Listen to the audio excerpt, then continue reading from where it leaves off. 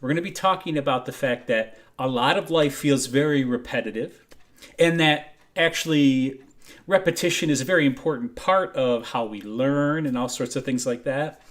But that perhaps there's a deeper approach, or there's a nuance that we might be missing if we focus too much on repetition. But before I even get into that, the word change is in the title. And if you're watching today, it's very possible that that may be the reason why. In other words, you saw The Secret to Change and you thought, well, I'm interested. I'm working on something. I want to change something. I need to change, whatever that might be, that this subject interests you.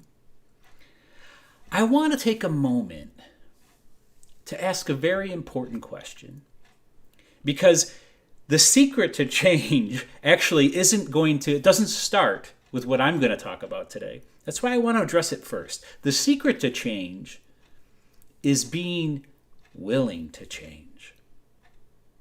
So I might ask you, if you're serious about some sort of change in your life or some sort of transformation or working on something, you might really want to ask yourself that question. Here's the best part.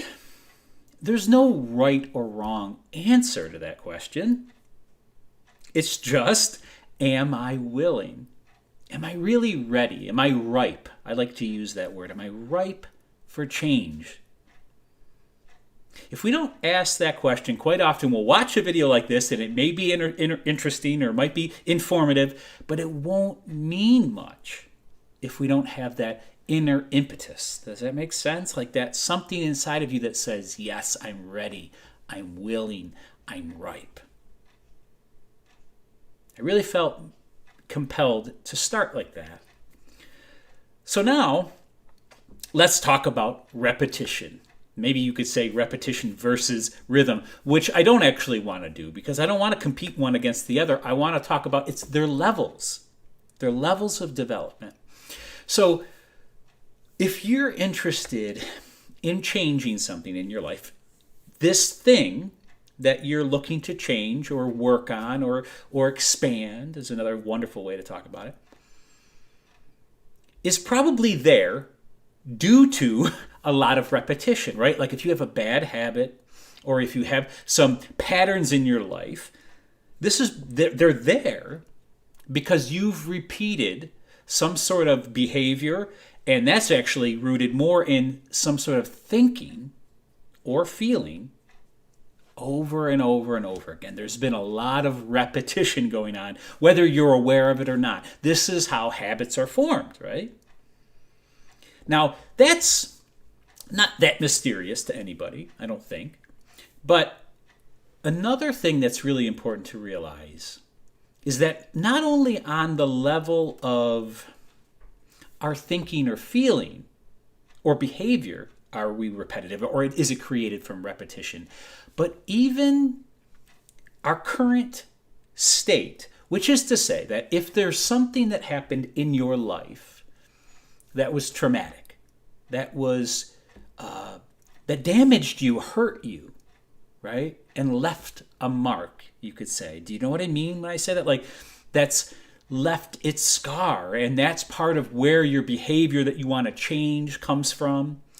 The thing about this a lot of times is it's a little bit below or beneath our radar, right? So we might not be aware of all of that. In other words, those things that really hurt us. Sometimes we do, but even our behavior, it's hard sometimes to link them.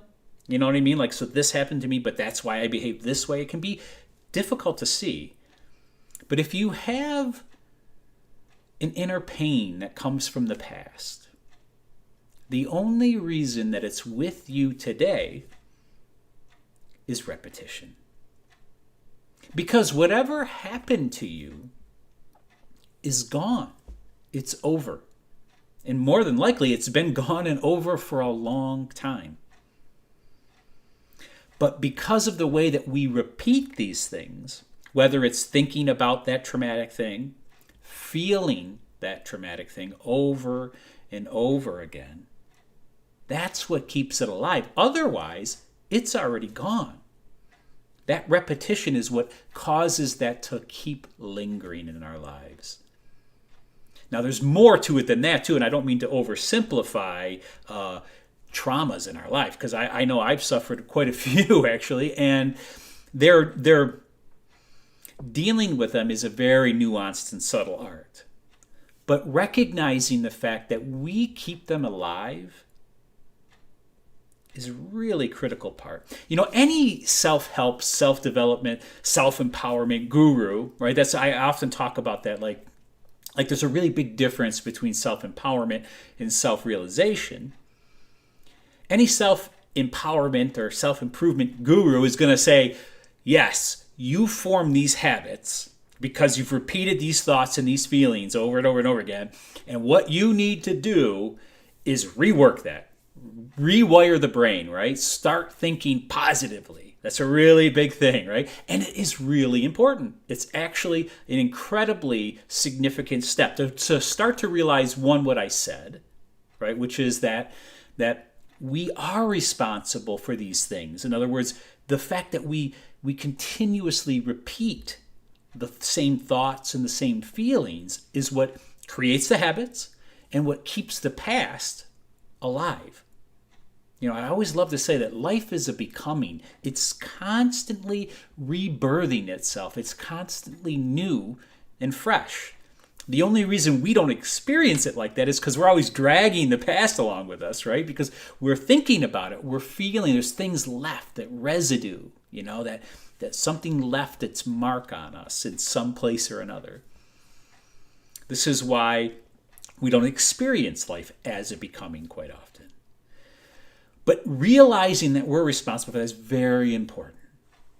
It's a really big step. But if we stop there, if we listen to that guru and we say, oh, okay, repetition, that's what it's about.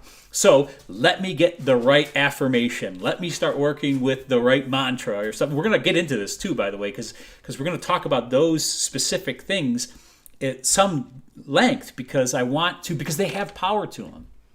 But they're more powerful when we realize their limits, I think.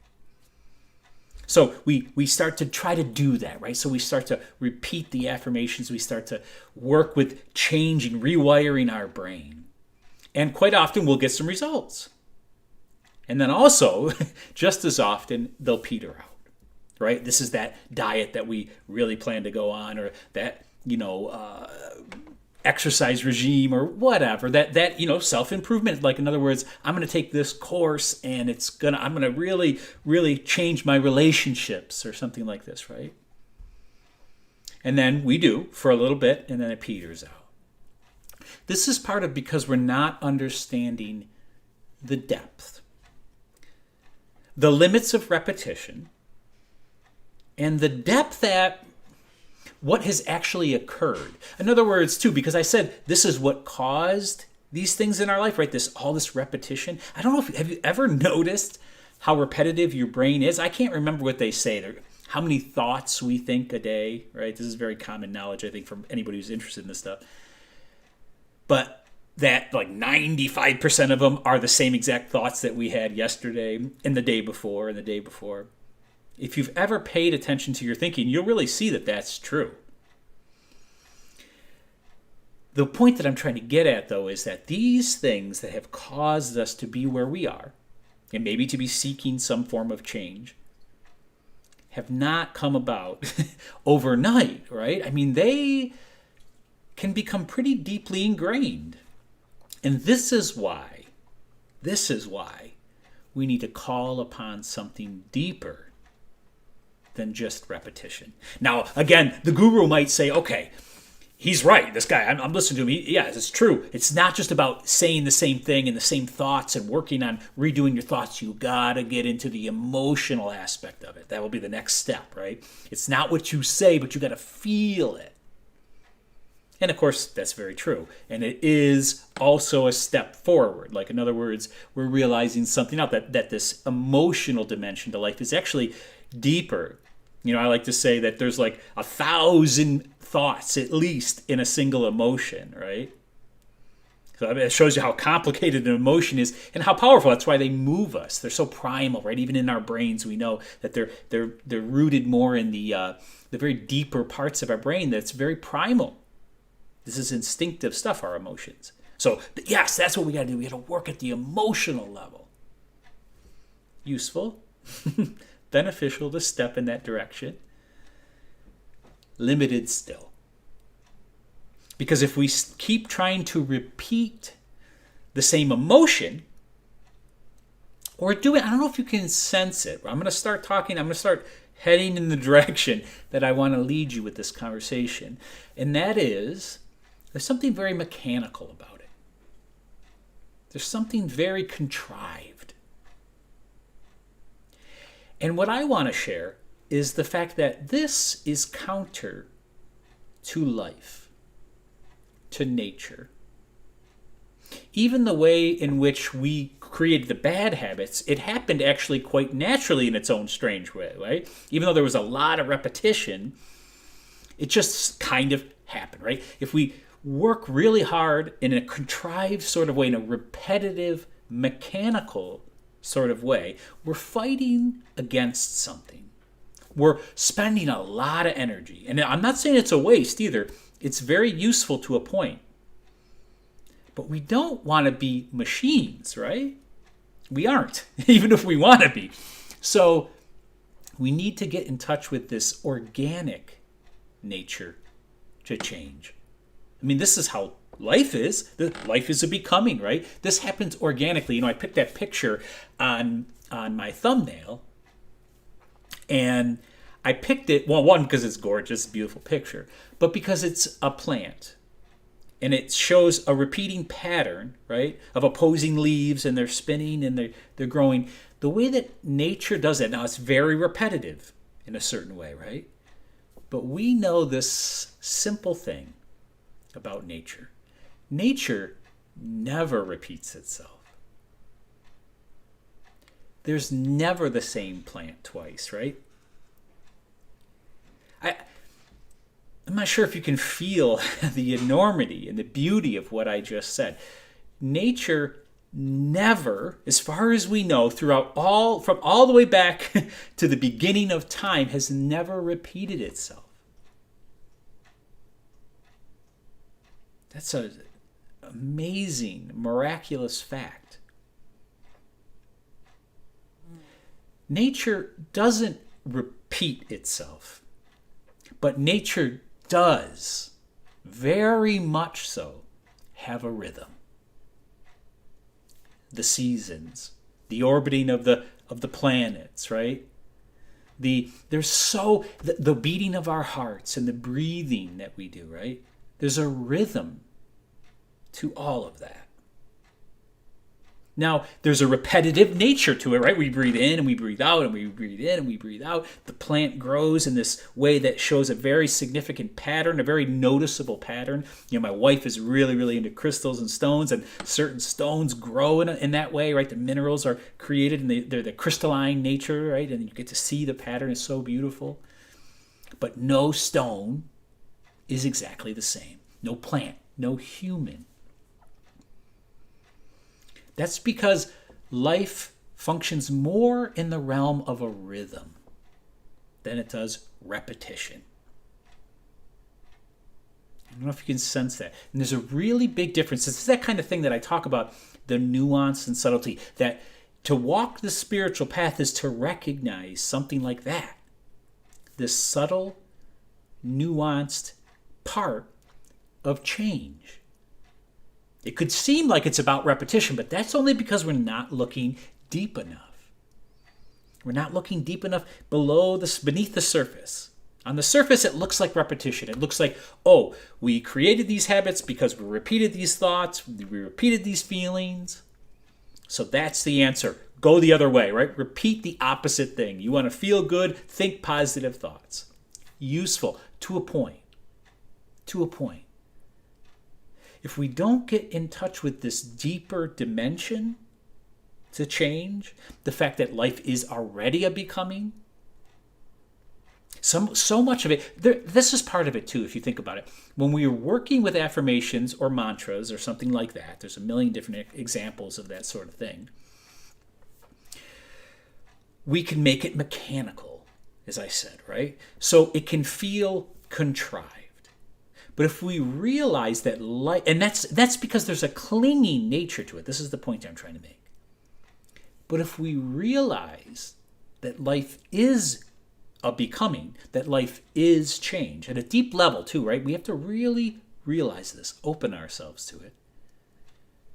It becomes a lot less about holding on to that mantra or holding on to that affirmation as it does letting go of our old patterns. Meaning leaving some room, some openness, some space. Why? Because life is already changing naturally. This is the rhythm. Now, with that orientation, now we start to work with a mantra or an affirmation. Can you feel it? We're not just repeating something. We're embracing an opening to the natural flow of life by finding the rhythm of it. The rhythm of this new thing that we want to introduce to our life. If you think about it, a great drummer, right? It's all about repetition. If a drum beat doesn't repeat itself, it's really hard to notice that there is a beat, right? Because it'll be all over the place. But a really good drummer allows that there's a certain amount of space to their drumming. Meaning there's a flow, there's a rhythm. If you dance, unless you're doing the robot move, right?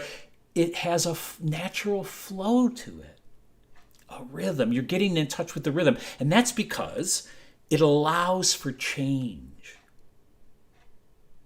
Can you sense that too? Because life is change. If we're fighting that, a mantra might work for a while. If we don't realize that its time has come and gone, we'll keep repeating it and we'll wonder why our life is stale or why the change isn't happening, right? Why we had these great results at first and then they petered out. It's because we're not aligning ourselves. We're not realizing that it's more about this rhythm than it is about the repetition.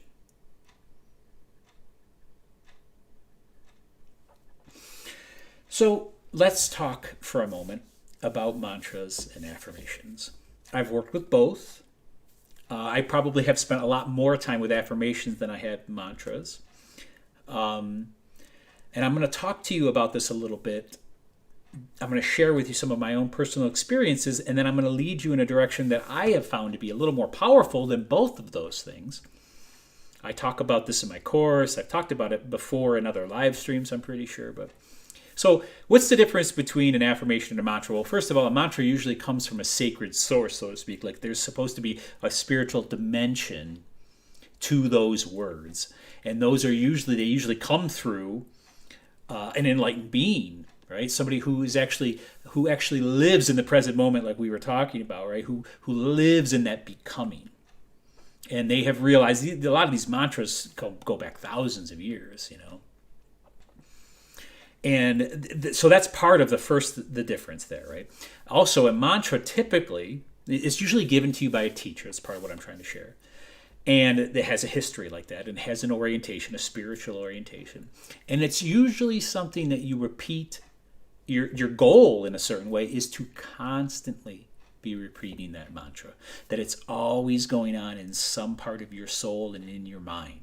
Like even when you're talking with somebody, you're still, I remember Ram Dass saying, it'd be like Ram, Ram, Ram, Ram, right? Like it's always going on in his mind. And there's a certain grounding element to that. That's part of why it's powerful, right? There's some part of you're retaining, a certain level of your awareness or consciousness at a deep level. And it is consistent. That's why it can be very comforting too in a certain way. Because it's always there, right? And you're always pulling some of your awareness there. This is part of a mantra, right? An affirmation is kind of more of I'm not sure of the exact history. I don't think they're all that old, maybe 100 years or something. I don't take my word on that. But it's more of a modern kind of concept of a mantra, right?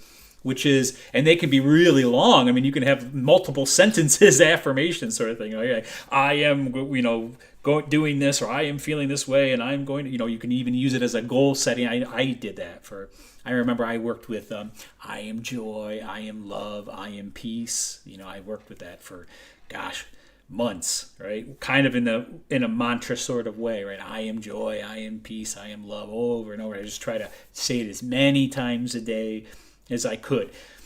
And man, I had some pretty incredible results from that. I mean, I remember especially when I first started that, for weeks, if you're saying those kinds of words in your head and you're pulling your awareness into that sort of space all the time, it definitely affects your general disposition, you might want to say, right? As I was going around life, I was a lot more joyful, a lot more loving, a lot more peaceful, for sure. There's that mechanical nature to it, though. That's where I found that it had its limits. And when I worked with that specific affirmation,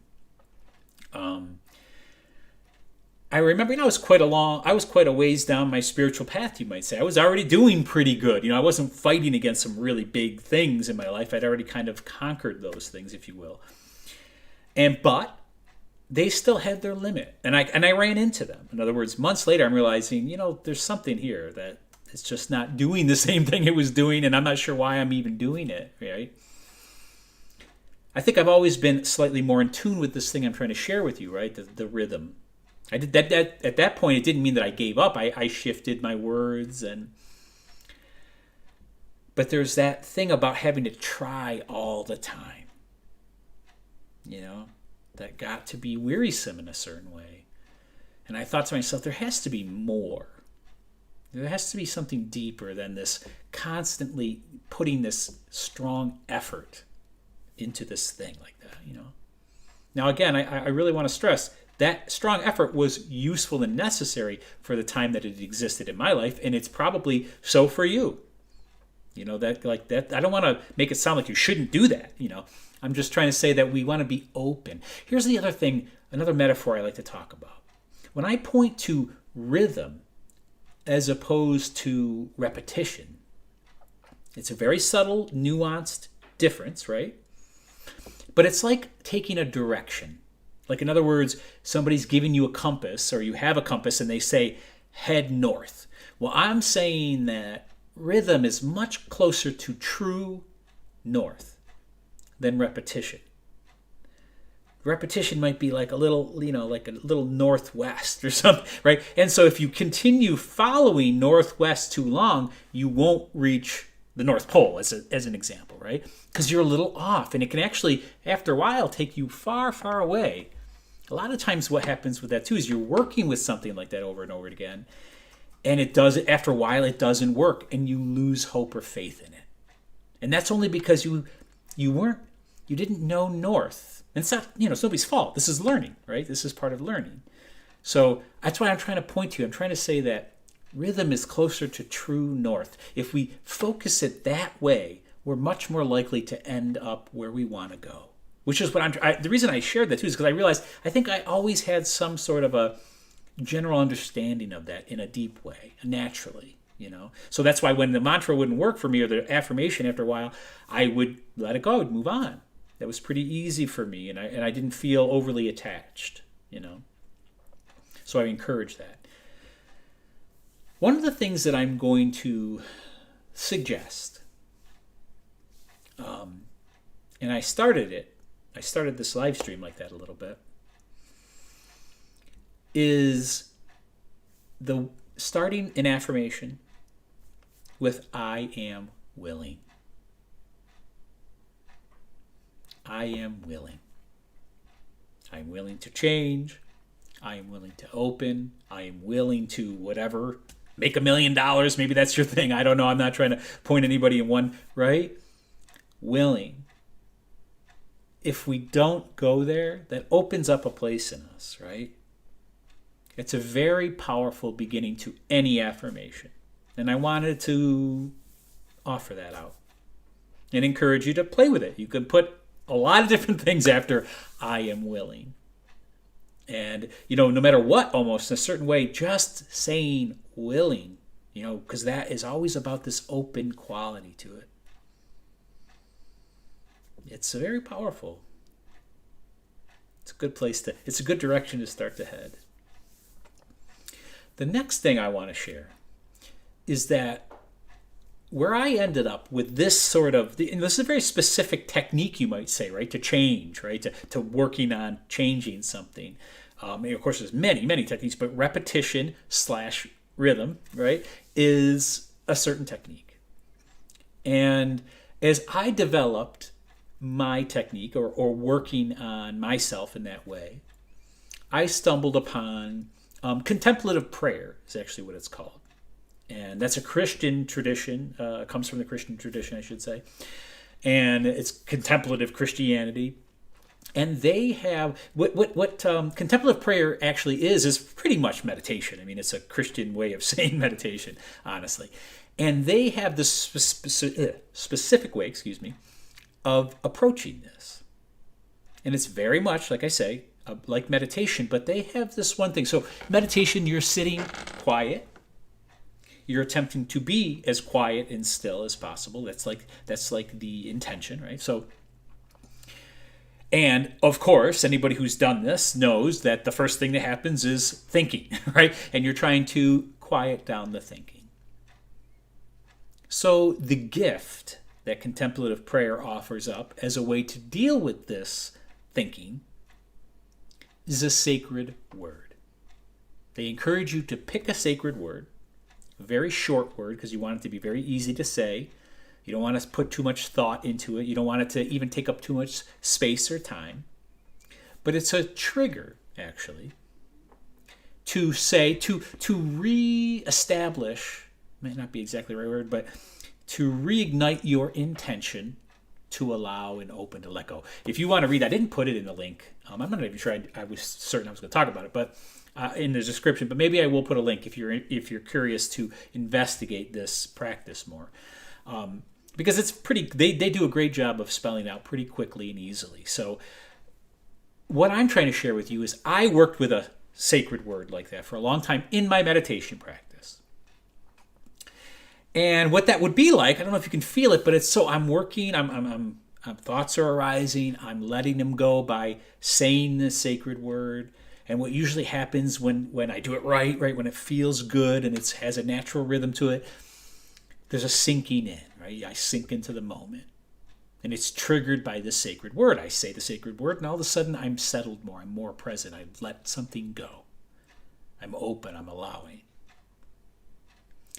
Now, I was doing this over and over and over again, right? Because it happens an awful lot in an hour meditation. One day I realized, I think I was going through something challenging, in my everyday life. And as I've learned, right, a nice good deep breath is an excellent way to start to shift whatever this negative thing was going on that I was starting to feel or experience. And I was quite naturally inspired to say my sacred word. Now, I'd never done it outside of my meditation practice at that point, but I did, and it was very powerful. And I realized it had a deep vibrational life of its own, sort of, right? Because I had poured so much of myself into this word, not even meaning to in a way, right? They don't encourage you to get too attached to your word, funny enough. And I don't feel overly attached, it's just that it has this power. It's sort of like a Pavlov's dog thing, right? Like they ring the bell, and I'm sure everybody knows that, right? And the dogs start salivating because they always feed the dogs at the same time when they ring the bell, or they ring the bell and they always feed the dogs. So it's the same sort of thing, right? Because I'd kind of programmed myself in a strange way to the power of this word, and this word was always about letting go. So I'm in my everyday life, experiencing something challenging, take a deep breath, say my sacred word. It's very powerful. Now, what's the difference here? Can you sense the difference here? I'm not running around constantly trying to repeat my sacred word. I'm not constantly trying to shift my reality. I save it for those special moments. I save it. There's something more. I think that's why I love the word sacred. And they say that too. It's not like when you're meditating, you're not supposed to be saying this sacred word over and over and over again. It's only when you realize you've been caught by a thought or an emotion, right? So that's when you say your sacred word. It's kind of like you reserve it. And there's something about this that's a little more attuned to rhythm. I don't know if you can feel that. It's more nuanced.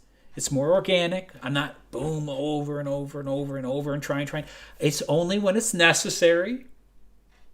Now, this is another level thing, right? Like I said, I encourage you, work with some affirmation, find a mantra. If you have hopefully if you have a spiritual teacher and they can actually give you a mantra to work with, that's a wonderful thing to do. I encourage you to do it. At some point, though, in my humble opinion, it would be much more aligned with life to work with it at the level of a sacred word, like I just explained it. It's much more organic and natural. You'll find as you work, as you start to shift, that you can do that. Like you can feel the rhythm and the flow, the natural rhythm and flow of life. And don't forget, that's always change. Now, that might not be comforting unless it's something negative. You see it? Like, if you can let go of the good, there'll be more coming. If there's bad, all you got to do is let go because there's something else coming. This is part of the beauty of life. Like I feel like it's one of the greatest gifts we're given, the present moment, and that it's always fresh and new. The other thing, too, that I'm trying to share that I hope is crystal clear for you because it's very powerful, is there's a rhythm to this, even to this birthing of a new moment.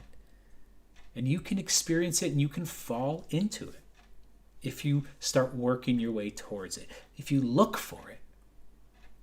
Not repetition. You see it? This natural rhythm and flow to life, it exists. And I'm excited for you to start to work with and find your natural rhythm. As always, I thank you for your time. It's precious.